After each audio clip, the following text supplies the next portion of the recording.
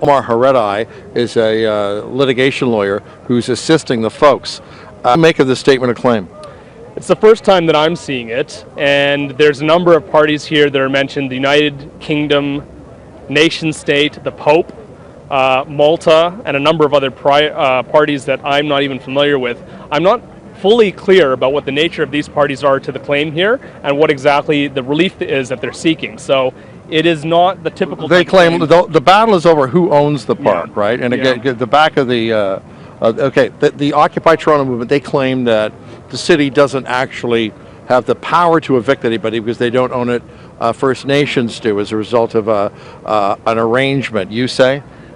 Well, they also say they're claiming false sovereignty in Canada. So I don't think this is even in the jurisdiction of the federal court where this has been filed. I don't really. So it's a junk statement of claim. That's your opinion? I don't think it has a lot of merit. Okay, so let's take the statement of claim and let's put that down here for now. Okay. Let's talk about what you know about this area. This is an important part of Toronto.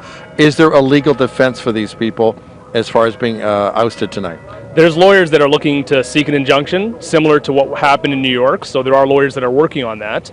I know there's a lot of history here, so in terms of First Nations issues generally, I've been told there's over 6,000 bodies that are buried in this general vicinity that go back hundreds of years. Midnight, you say? People. So there is a lot of history here. Whether or not that's going to turn into a legal issue is still a big stretch in my mind, but it is possible that this issue will be taken to the courts and maybe somebody will resolve it in that fashion. What's the likelihood of a court injunction similar to what the Occupy movement in New York received? I'm not working on that injunction. I really can't comment on that. I would say, though, I'd prefer to see an injunction rather than to see the situation actually escalate and turn into violence. This is going to be too little too late as far as the legal challenge is concerned. I mean, the police are evicting tonight at midnight, you say? I'm aware of that, and I think it's an unfortunate move, and I think Mayor Ford should have reconsidered this this move, because I think if they do move from here, where are they going to go? Are they going to go to Nathan Phillips Square? Are they going to go elsewhere?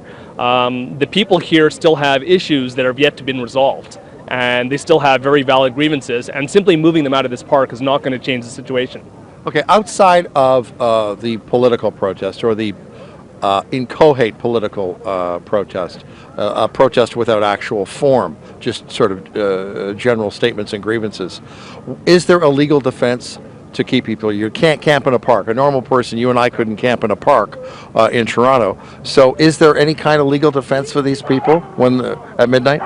It's something that's definitely being explored. I mean, we do value freedom of expression.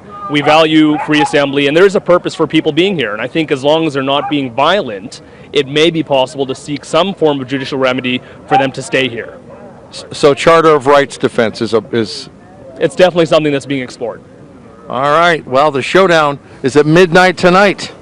Instead of high noon, it'll be when darkness falls.